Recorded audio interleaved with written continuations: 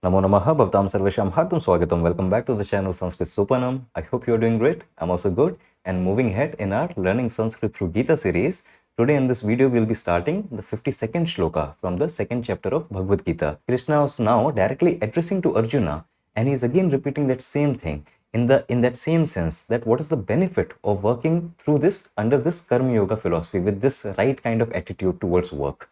Okay, so again a very beautiful shloka, what we can learn from Sanskrit point of view, all that again we will see in this video. Without wasting any more time, let's quickly dive in today's video. Okay, so this is the 52nd shloka. Let me go through the shloka once. Yada te moha kalilam buddhir vyatitarishyati tada gantasi nirvedam shrutavyasya shrutasya cha. So again, this is the Mula Shloka and this is the Sandhi Vicheda of the same Shloka. And as for the Sandhi, you can spot a Sandhi between these two padas. Buddhihi Vyatitarishyati. What is this Sandhi? So this is the Rutva Sandhi. That in place of this Visarga, you get this Rakara. You get this Rakara Desha. So Buddhihi Vyatitarishyati. These two joins as Buddhir Vyatitarishyati. You get a Refa Desha in place of this Visarga. This is the Rutva Sandhi.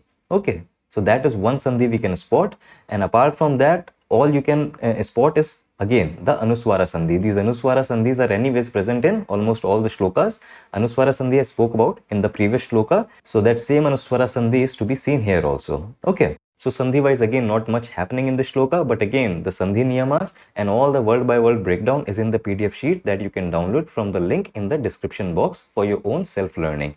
Now we will move on and directly come to the decoding of the shloka. Okay, and in this shloka we can spot two Kriya Padas, Vyatitarishyati and Gantasi. These are two Kriya Padas that are in the shloka. We will take one Kriya Pada at a time. So we are starting with this Vyatitarishyati, and Vyatitarishyati means will cross over. Okay, and this Kriya Pada is coming from the dhatu Tri Dhatu. Okay, Tri Dhatu means to cross. Okay, now as you can see from the Kriya Pada, we have two Upsargas also. We have V and then we have Ati. Okay, what is the form? So the form is Lit Lakara. That is the future tense, Prathama Purusha and Ekvachanam. So Tri Dhatu in these properties becomes Tarishyati. Okay, and Tarishyati means will cross. Okay, someone or something will cross. That is this Tarishyati. Now with this Upsarga Ati, Ati represents exceeding. Ati represents Atyayaha, that exceeding something, that exceeding that limit. So Ati Tarishyati basically means will cross over. Okay, that completely crossing over something. So Ati Tarishyati will cross over. And then we also have this another Upsarga V. So V and Ati, when these two Upsargas combine due to Yana Sandhi, they combine as Vyati. And when this Vyati combines with Tarishyati, this is how you get this entire Kriya Pada, Vyati Tarishyati. The meaning is someone or something will cross over. That is this Vyati Tarishyati. We are starting with this Kriya Pada, and just for the sake of completing the meaning as per the context, I am also including this Avyaya along with this. Okay, so Yada Vyati Tarishyati, when it will cross over. This is what we are starting with. And if we move on, so immediately the question will be Ka Vyati Tarishyati, that what will cross over? And in response we get Yada Buddhihi Vyati Tarishyati. Buddhihi, this is of course coming from Buddhi Pratipadika, and this Buddhi is to be taken in that general meaning that we know. Buddhi means intellect. Okay, intellect or understanding. Intellect is the more proper word. Okay, and since we know he is directly addressing Arjuna, so he is saying Te Buddhihi, that when your intellect will cross over. That is what he is saying. Yada te buddhihi vyatitarishyati. Okay, this buddhihi, this is the karta of this kriya. So this is in Prathama Vibhakti Ekvachanam form, buddhihi. And this te is of course coming from Yushmat Pratipadika. This Yushmat Pratipadika, this is a Sarvanama Shabdaha. This te is the Shashti Vibhakti Ekvachanam, the sixth case, singular. The more common word form for this Shashti Vibhakti singular for Yushmat is tava. Okay, just as you have mama, my for coming from asmat, similarly you have tava, your coming from yushmat. Okay, and this te is just an alternative form for this Shashti Vibhakti Ekvachanam that is being used in the shloka. So Yada te buddhihi vyatitarishyati, Krishna is saying when your intellect, when your understanding, your intellect will cross over. So that is what we have so far. So now moving ahead, we are inquiring about the object, the karma of this kriya will cross over what? What is the karma? And Krishna says, Yada te buddhihi Moha kalilam vyatitarishyati. Okay, this moha kalilam, just by looking at this pada, you can see it is a samasta padam. It is a samasa. You can spot these two padas in it, moha and kalila. Moha means delusion. That is this moha. And kalila, this means quagmire. Kalila, this means what you say in Hindi, no? Daldal. Daldal or quicksand. So that is that kalila, that quagmire. Okay, you have another meaning of this kalila also. That can also work within this context of shloka. That is confusion. So kalila also means confusion. Okay, and within this samasa, within this samaspada, what we are trying to say? We are trying to say this quagmire or this confusion of delusion, this quagmire of delusion. That is what we are trying to say. And so the Vigraha Vakyam for this samasa is Mohasya Kalilaha. Kalilaha is quagmire. Kalilaha, quagmire of what? So quagmire of delusion. So Mohasya Kalilaha iti Moha Kalilaha. That is the Vigraha Vakyam for this Samasta Padam. Here this Moha Kalila, this pada is being used in Dvitiya Vibhakti instead. Moha Kalilaha, this is Prathama Vibhakti. But here we are using in the Dvitiya Vibhakti form because this is the karma, the object of this kriya. So Dvitiya Vibhakti Ekvachanam Moha Kalilam. So what Krishna is saying is Yada te buddhihi moha kalilam yati tarishyati. That when your intellect will cross over this quagmire of delusion. And again, this quagmire of delusion, this thicket of delusion, what is this? We know that this is the Maya. Okay, due to the Avaran Shakti of Maya, the delusion that we are under, the spell of delusion that all the jivas, all of us are under, when our intellect is able to cross over that, when our intellect, when our understanding, through our viveka, we are able to cross over this delusion completely. So that is what Krishna is telling here. Yada te buddhihi moha kalilam vyatitarishyati. And then he says tada gantasi. Okay, so now we have our another kriya pada gantasi. Gantasi is coming from the dhatu gam dhatu. Gam dhatu means to go. Okay, when we are talking about some destination, we say to go, or if we are talking about some state, okay, some state, some avastha, so we say to attain to that something. So this is that gam dhatu. And gantasi, what is the form? So the lakara here is lut lakara. Okay, this lut lakara is another form of future tense only. Okay, so this is anadyatana bhavishyakala. Anadyatana, basically something that will happen in future but not today. Okay, so that is adyatana means relating to today. Anadyatana, not today. Okay, so just like lit lakara, this lut lakara is also future tense. It is just a specific way of saying that something will happen in the future but not today. So in that sense, this lut lakara is used. You can take it as a general future tense also. That is this lut lakara. Okay, and madhyama purusha and ekvachanam. Because this gantasi is being attributed to Arjuna, who is the listener. So madhyama purusha. Okay, see, don't confuse. In the shloka, the first kriya pada vyatitarishyati, that was prathama purusha. Why? Because the karta for this kriya, vyatitarishyati, was buddhi. Arjuna's buddhi only, Arjuna's intellect only, but the karta was buddhi. So because the karta was buddhi, so vyatitarishyati, this kriya pada was prathama purusha, third person. But this gantasi is being directly attributed to Arjuna, that you Arjuna will go. So this gantasi is madhyama purusha. Okay, so I hope that distinction is clear. Anyways, gam dhatu in lut lakara, madhyama purusha, ekvachanam, the form is gantasi. And again, I am complementing this kriya pada with this avyaya so that we can nicely tie up the meaning. Okay, yada vyatitarishyati, when it will cross over, tada gantasi, then you would attain. Okay, so just to wrap it up nicely, I am including this avyayam also, tada. And go to what or attain to what? That is what I am asking, kam gantasi. And the response is tada nirvedam gantasi. Nirvedam. This is coming from the Pratipadika Nirveda. And this Nirveda has a multiple meanings, but within the context of the shloka, the Nirveda, this means indifference. Nirveda means indifference. This Nirveda is a Pullinga Pratipadika. Here it is in the Dvitiya Vibhakti form, Dvitiya Vibhakti Ekvachanam form. Dvitiya Vibhakti, why? Because again, this is the karma of this Kriya Gantasi. So tada nirvedam gantasi, then you would attain this indifference. But then if I move on, the question will be kasya nirvedam.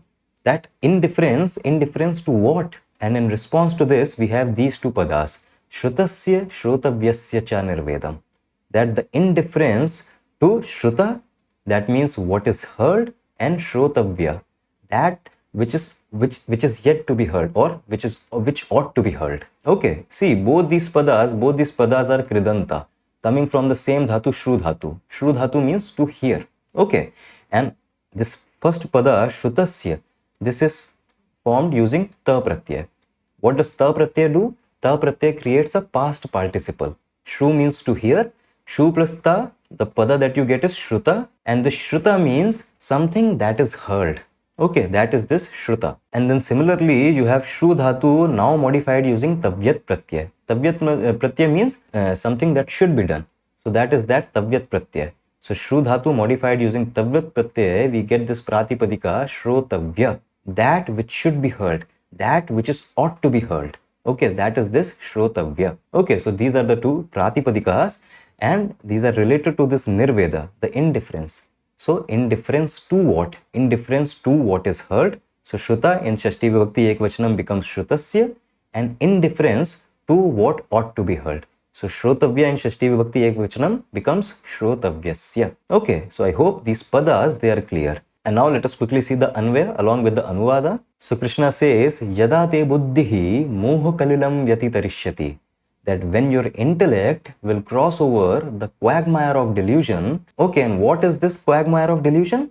All the limitations that are set upon by the avidya. All the limitations that are set upon by this avaran shakti of Maya, this avidya. So that is this quagmire of delusion.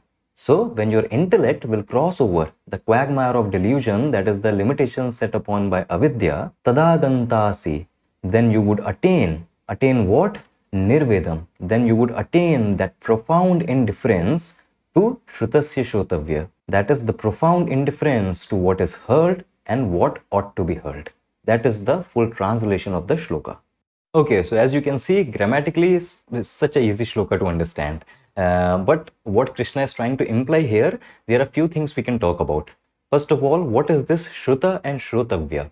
Okay, what is this shruta, what is heard? Shrotavya, what ought to be heard? What does Krishna mean by that?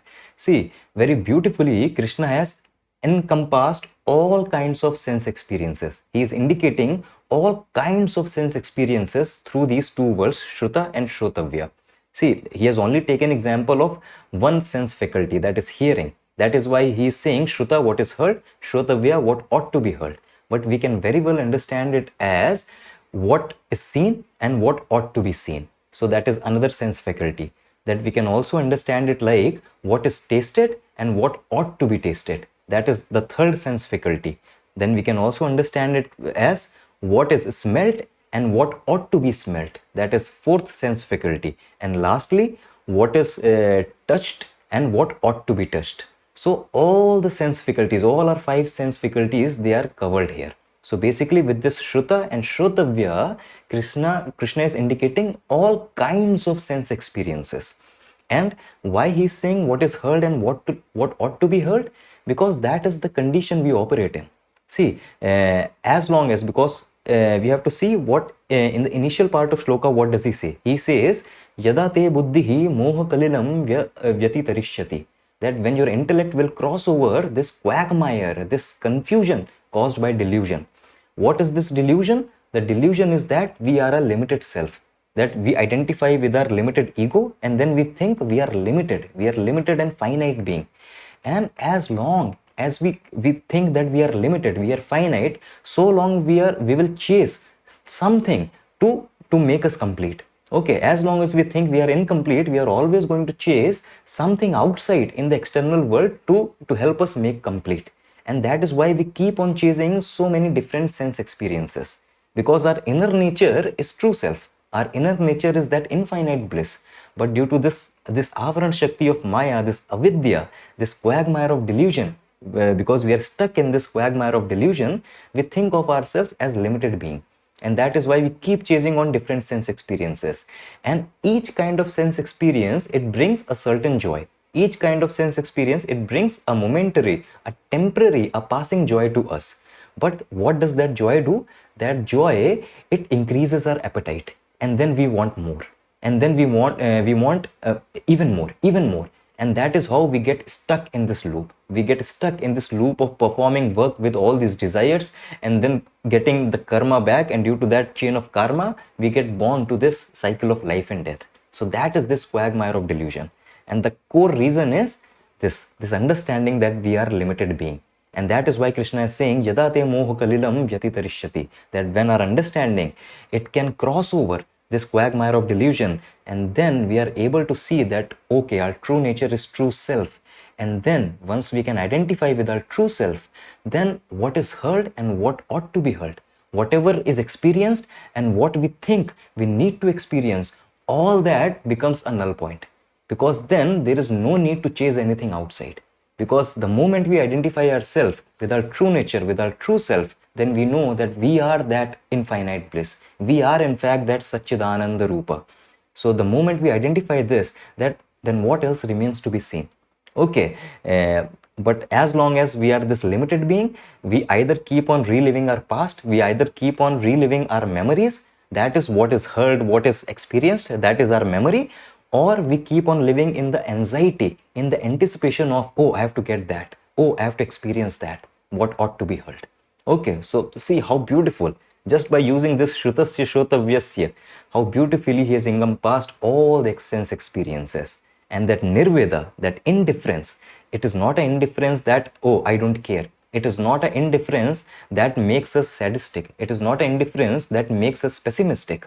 Because a lot of critics to Sanatana Dharma is that their philosophy can make a person pessimistic. It can only make such a person pessimistic who does not understand these texts properly. Because if you think that Sanatana Dharma, which has curated, I don't know, infinite amount of text, Sanatana Dharma which has curated so many different texts, where a text which is 3000 lines long, such a text is considered short text. If such amount of work is coming from a society that is pessimistic, then what else can be seen? So this claim that this indifference, this will make you sadistic, it will make you pessimistic, it will make you nirashavadi for this life, this is just rubbish. Because this indifference is not an indifference coming out of laziness. This nirveda, this indifference is not indifference which is coming out of giving up, about giving up all the things in life. No, this nirvedam, this indifference is coming from this understanding that we are that true self. And this understanding is also not just limited to intellectual understanding. This understanding is reserved for those wise people, those manishinaha, who know the true art of living, where this understanding that they are this true self, it is not an intellectual understanding, it is a living experience for them. And for such manishinaha, for such wise people, this nirvedam, this indifference is such a profound indifference. This indifference is just, I am that bliss. So what else do I need? Why is there a need to dwell in the past, in all the memories, or to dwell in the anticipation, the anxiety of the future? What is the need? Then that is that nirveda, that is that profound indifference that these manishina, the wise people, they are able to achieve. And this is what we have to aspire for. And again, for us to be able to live this higher truths, we need to purify ourselves. And how do we purify ourselves? By performing work with this correct philosophy. And what is that correct philosophy? This karma yoga philosophy that Krishna is telling. That when we perform any action, while operating in this work and in this world, we perform actions with complete evenness of mind, with detaching ourselves from the outcome of the result, then with that skillfulness in action, that purifies our mind, that purifies our thought. And with that purified mind, with that purified thought, we are able to subdue all the agitations, coming from Shruta and Shrotavya. All those agitations subside, and then again, as Patanjali says in his Yoga Sutra, Yoga Chitta Vritti Nirodha, that when all these agitations, they die out, they phase out, that is that yoga, that is that ultimate stage. Okay, so again, a beautiful shloka, such a simple shloka, such simple wording, but such a great impact. Okay, so I hope I was able to bring out all the grammatical aspect of the shloka correctly. In case I missed out anything, again, you have that PDF sheet. And again, as I always say, please follow all these Bhagavad Gita shlokas with some authentic commentary on them, because seemingly they seem very simple, but again they are very profound, because coming from Krishna, these are not some superficial teachings. These are teachings which are what you say, very profound. They can have great impact on all of us if we can study them, understand them, and practice them. Okay, so I hope it was fun. I'll take leave now. I'll meet you in another video with another shloka. Until then, stay awesome, stay happy, keep learning Sanskrit. Vayam punah milamaha. Dhanyavad.